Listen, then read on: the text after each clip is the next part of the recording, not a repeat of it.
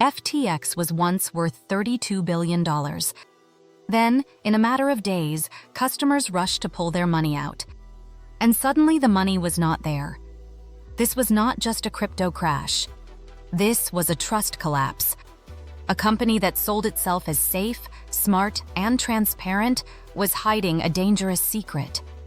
Behind the clean app, the celebrity ads, and the billionaire founder image, FTX was tied to a private trading firm called Alameda Research. And when Alameda got into trouble, FTX customers became the emergency fund. The question is simple.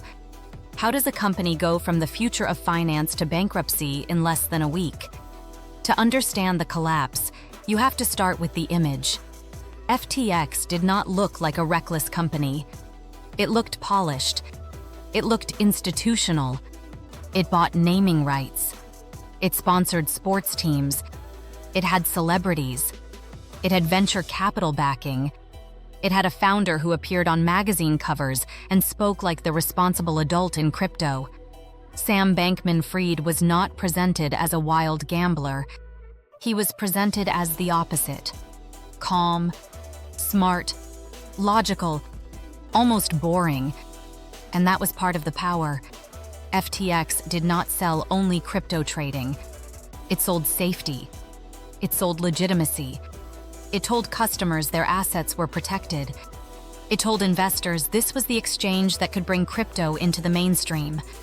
But under the surface, FTX had a second engine. That engine was Alameda Research. Alameda was a trading firm. It was closely connected to FTX, and that connection became the center of the disaster. In a normal system, an exchange should be boring. Customers deposit money. Customers trade. The exchange earns fees. The exchange does not secretly use customer deposits as a piggy bank. That is the simple version. The exchange is supposed to be like a marketplace. It should not be betting against the people inside the marketplace. But FTX and Alameda were not truly separate in the way customers needed them to be. Alameda had special access. Alameda could move in ways ordinary customers could not. And when Alameda needed money, the wall between customer funds and company risk began to break. That is the mechanism. The public saw an exchange. The insiders had a pipeline. Customer money flowed into FTX. Then billions were allegedly directed toward Alameda. Then Alameda used that money for trading, investments, loans, political donations, and other expenses. This is why the FTX story is so dangerous. The fraud did not need to look messy from the outside. It could look professional. It could look innovative. It could look like a financial revolution. But if customer funds are not where customers think they are, the whole structure is already unstable. For a while, the system held. Crypto prices were high. Confidence was high. Money was flowing. Investors wanted access to the next big thing. And FTX looked like one of the winners. At its peak, FTX reached a valuation of around $32 billion. That number mattered because it created an aura. When people hear $32 billion, they assume adults are in the room. They assume lawyers checked it. They assume accountants checked it. They assume investors checked it. They assume someone must have verified the foundation. But in corporate collapses, that is often the trap. A big valuation becomes a shortcut for trust. People stop asking basic questions because the company already looks approved. FTX used that trust as fuel. The company expanded. The brand got louder. The founder became more famous. The story became bigger than the controls. And then came the crack. In November 2022, a leaked balance sheet raised serious questions about Alameda Research. The report suggested Alameda was heavily dependent on FTT. FTT was the token connected to FTX. That detail was explosive. Because if Alameda's strength depended heavily on a token created by the related exchange, then the empire was not as solid as it looked. It was circular. FTX created a token. Alameda held a large amount of that token. The value of that token helped support Alameda's balance sheet. And the trust in FTX helped support the value of the token. That is dangerous, because when confidence falls, everything falls together. It is like building a house where the walls are holding up the roof, but the roof is also supposedly holding up the walls. It looks fine until someone pushes on it. Then Binance pushed. Binance said it would sell its holdings of FTT. That announcement mattered because markets are built on confidence. If a major player says it wants out, everyone else starts asking why. The price of FTT began to fall. Customers started withdrawing from FTX. And then, the classic bank-run dynamic began. Everyone wanted their money at the same time. FTX needed to prove it had the assets. But the assets were not cleanly available. That is when the public story collapsed. Just days before bankruptcy, Bankman-Fried said FTX was fine. He said assets were fine. But customers could feel the opposite. Withdrawals slowed. Then withdrawals stopped. The exchange that had promised access could no longer provide access. That is the moment trust fully breaks. Not when the stock falls, not when rumors spread, when customers click withdraw and nothing happens. Now the question became brutal. Where was the money? The answer pointed back to Alameda. According to prosecutors, Bankman-Fried misappropriated billions of dollars in customer funds. The Department of Justice later said he stole over $8 billion of customer money. That number is the center of the story.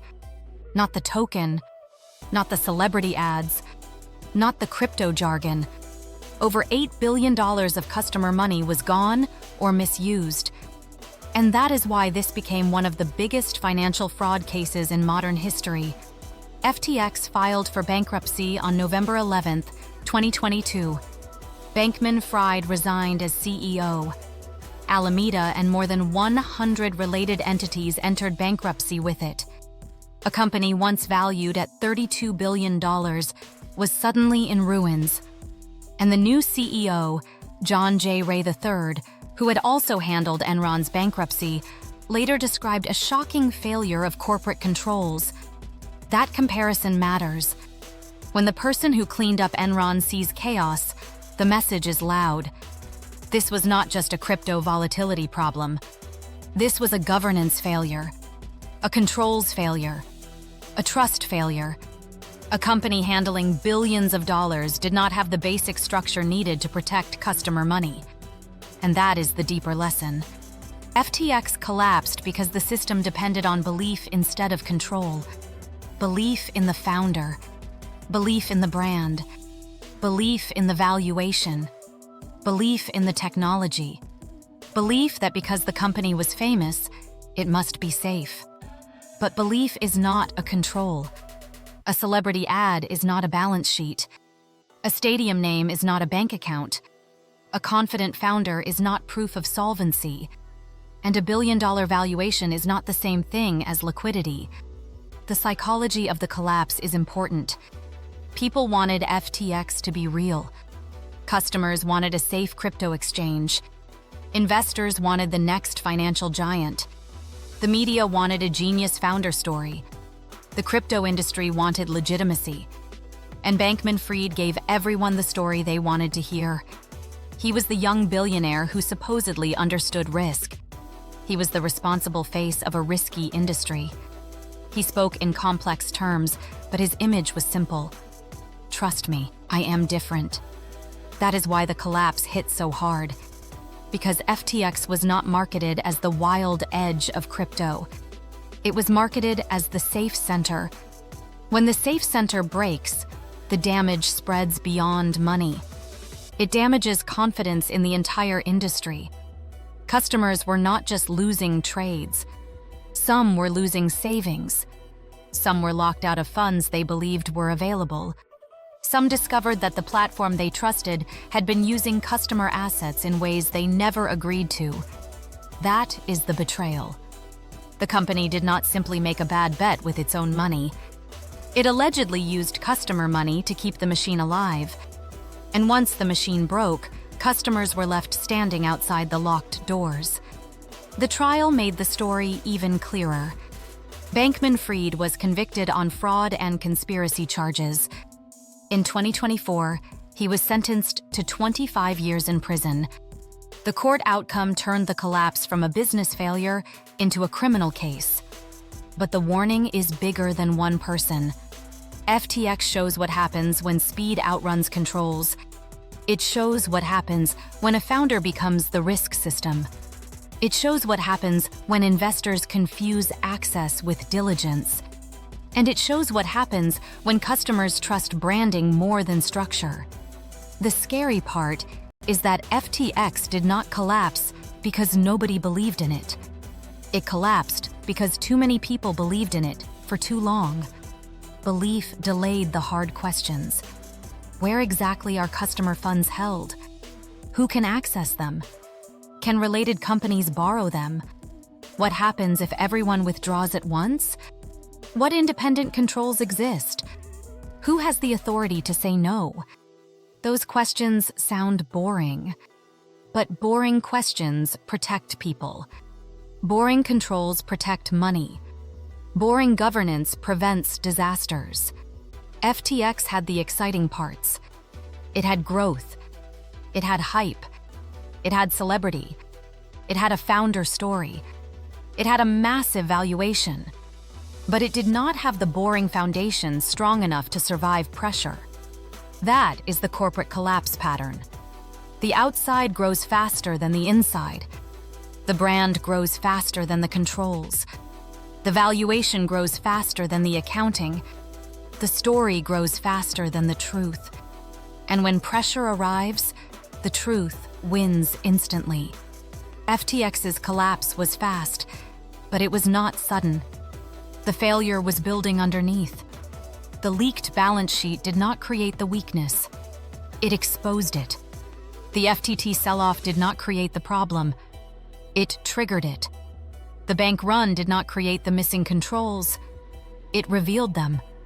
That is why this story matters. Every collapse has a trigger, but the trigger is not the same as the cause. The cause is usually older, quieter, buried inside incentives, governance, leverage, and trust.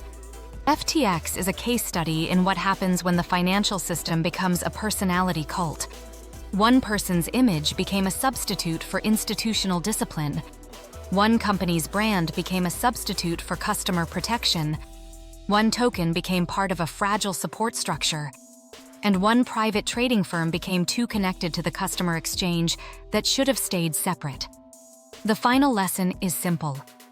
When a company says, "Trust us," the next question should be, "Show me the controls." When a founder says, "Everything is fine," the next question should be, "Who independently verified that?" When a platform holds customer money, the most important feature is not speed. It is not design. It is not marketing. It is custody. It is separation. It is governance. It is the ability to give customers their money back when they ask for it. FTX failed that test. And once it failed, the empire vanished. A $32 billion company, an $8 billion customer hole, a founder sentenced to 25 years, and a generation of customers learning the hardest financial lesson. If the money is not protected, the brand does not matter. If the controls are weak, the valuation does not matter. And if trust is built on image instead of structure, it can disappear overnight. FTX looked like the future, but underneath, it was a warning. And by the time customers understood the warning, the doors were already locked. Next, watch the story of Enron, another company that looked powerful from the outside while the real danger was hidden inside the numbers. Subscribe for more corporate collapse breakdowns.